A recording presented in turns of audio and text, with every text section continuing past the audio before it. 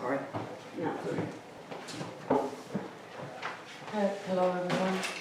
Hi. Hello? Hello everyone. Hello. My name is Gisela Kloos. I am the owner of Etiquette. That's protocol and etiquette consulting. Could you guys hear her? Okay. I'm here to present today about how to become a better public speaker. So I hope that you're going to find it helpful and useful and yeah. So You're pulling out a leg. Hmm? Pulling out a leg, isn't she? So yes. So we're gonna get started. I'm very nervous if you okay. Now, let me ask you this. I knew it. Now let me ask you this. Have you ever been at a presentation where somebody actually literally stood in front of you? What were your thoughts? I'm really scared. I'm nervous.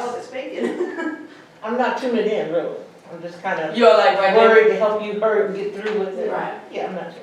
and try to be as supportive as you can and smile at them and be like, you got this. Yes, I know I've been at presentations like that and it took everything out of me to just don't focus on how it's said.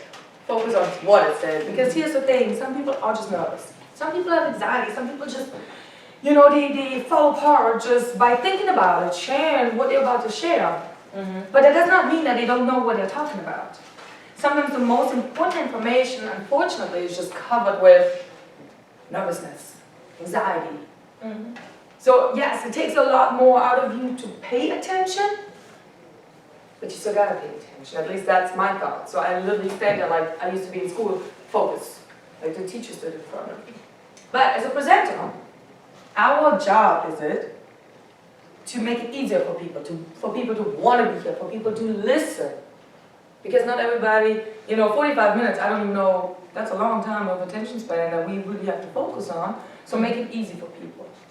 Okay, my goal is that every time I have a presentation, somebody walks out here an inch taller, feeling a little bit better about themselves, having a game plan or an idea or something where they're like, maybe I can try that. Maybe that works something for me. So something that they can use for the future. Now there are different types of presentations. Self-presentations are going to be the same as informative presentation, or let's say a presentation on how to be a better presenter. But there are certain things that are going to be the same at all times.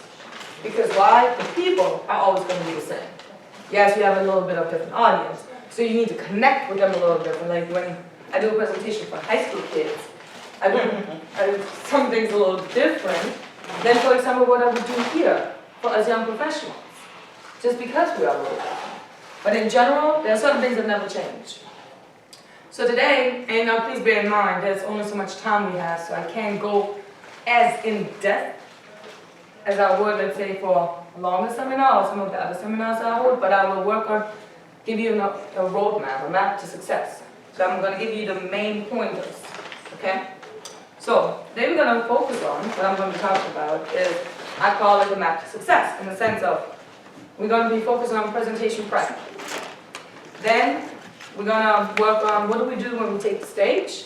And lastly, we're going to go over the presentation recipe. Now, each one of you, I gave you a sheet. You're more than welcome to turn it over now. What I gave you here was what I call presentation recipe. If you follow this guideline, you will be fine. You will always at least be fine and have a good time doing it. Okay? So, let's start. When we're talking about presentation prep, what exactly do we mean by that? What are some of the things that you do to prepare yourself for your presentations? You're on the spot. Oh, me? Yes. You better have a thought pattern of what you're going to share with your audience. That's right. What else? Have done your research? So know actually what you're going to talk about? Yes.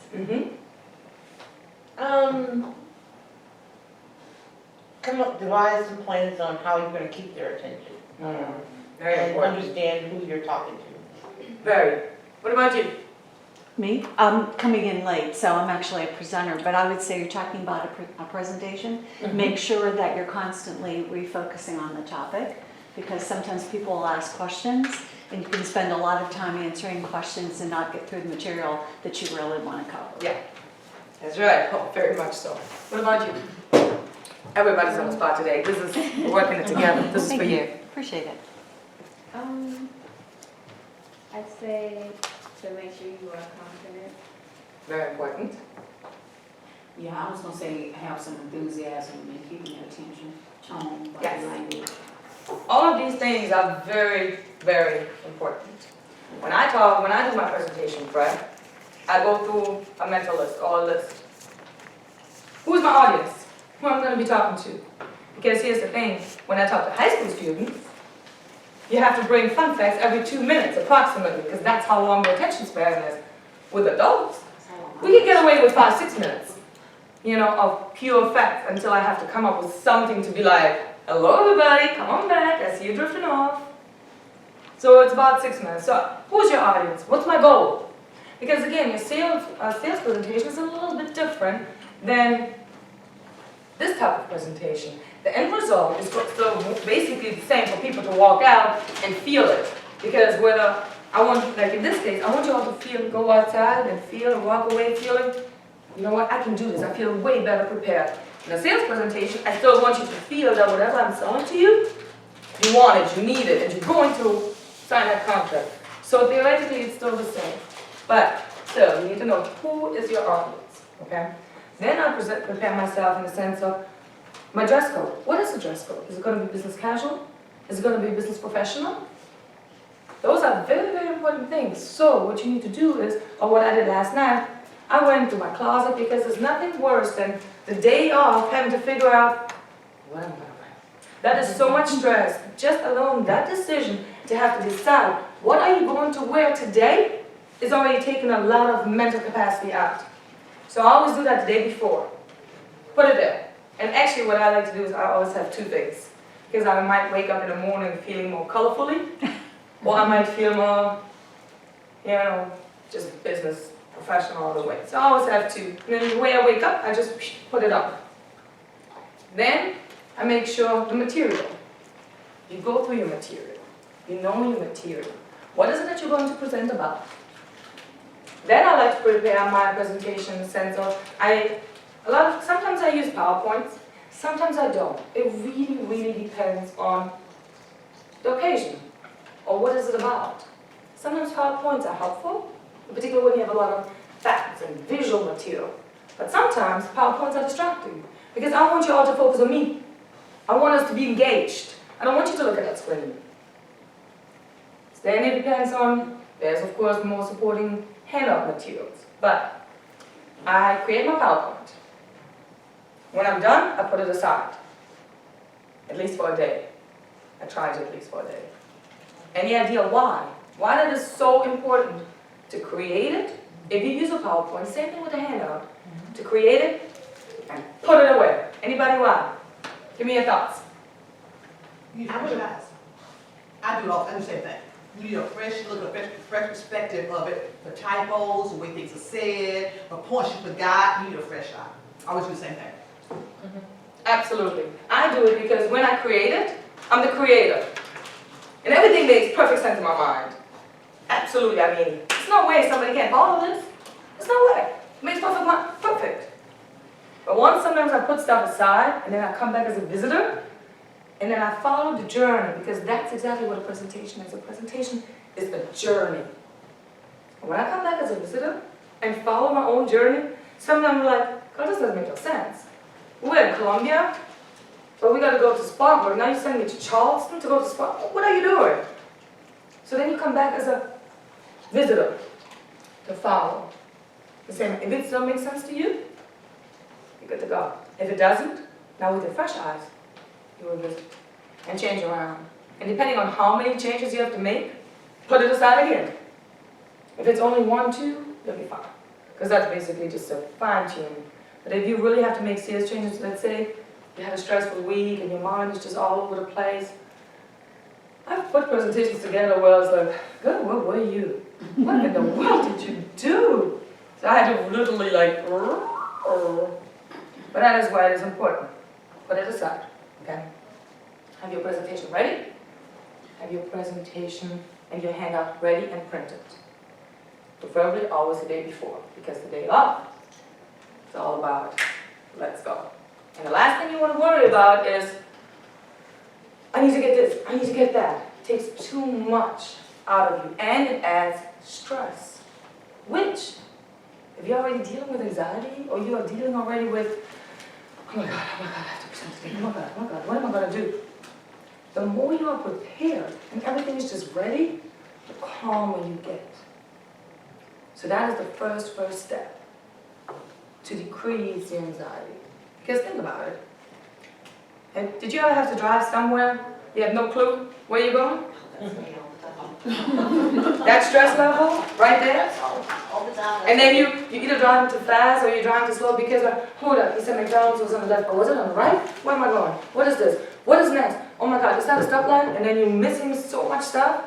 It's the same thing with the presentation. But when you know, you already, this is your lineup.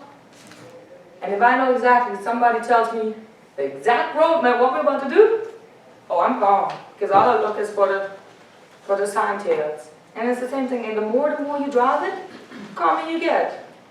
Think about it, the most important route, or the route that you take on daily road, you breeze through it. And that is, for example, presentation prep that I'm talking about. So now once you get here, you're so much calmer. Because you already know the way, you know the path. So when you put your presentation together, it is very, very important to think just like that. Take everybody on a journey. So you can go together. It's like ladies night out. We are in this together. Okay? So when we then mentally prepare ourselves, what I like to do is, last night, almost every night, actually every night, I like. But last night, for example, I went to play volleyball. And after that, I came home. And I have two boys. They're about 70 pounds each, so they're big boys. And we go for a walk, okay? What I like to do is, while I'm walking, I'm talking. I had this whole presentation, I had this whole conversation with all of you yesterday already, last night, walking through my neighborhood. Fortunately, in the back, there are no more houses, or unfortunately, but there are no more houses, so the only one listening were my boys. And here's the thing with my boys, when I'm talking or I'm on the phone, they think they're a freebie, so then they think they're walking me. So once in a while, I had to be like, hold up boys now, come on now. But that's what I do. Did I bring this with me? No, I didn't. Did I necessarily follow the path? In general, I followed the road. Did I miss one or the other? Yes, I did. But that's not the point. The point is, it's speaking it out loud and hearing yourself. And then it's almost like you're freestyling. And while I was freestyling last night, and added things left and right, when I came home, I was like, ooh, that was a good one. You know, because you are relaxed. Your mind is relaxed. And when your mind is relaxed, it comes up with so many things. And then I came home, and I wrote on this and wrote here to make sure here. I even wrote it down. Story, walking the boys, walking the dogs. I did that because why my mind was relaxed. And I thought it was a great story, and I thought it would be interesting, and I thought it would be something fun and a catching thing to get y'all's attention again. But at the same time, what it did for me is, it relaxed me. It really relaxed me walking last night and speaking out loud. And it's the same thing with the muscle memory. You know, sometimes when I was a volleyball player, I was injured. I couldn't play volleyball for a year, I had a surgery. But what I did was, I did a lot of mental playing to see it. The same way when let's say we were on the court or afterwards, or even last night, and I hit the ball, or somebody hit the ball, and I missed it. I went mentally through it again.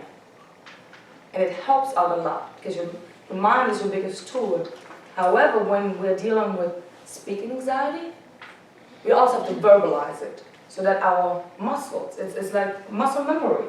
And certain things that I'm saying right now, I promise you, I said it verbatim last night when I was walking my boys. And it comes out automatically, it comes easier. So when you are doing a presentation next day, and if you go for walks with your dogs, if you have dogs, cats, whatever, birds, kids, who knows what, have the presentation, speak it out loud. And if you don't do that, if you don't feel comfortable because let's say you live downtown and people are gonna look at you like you're crazy, then record yourself. That is very important. Record yourself. That's why I still record my presentations because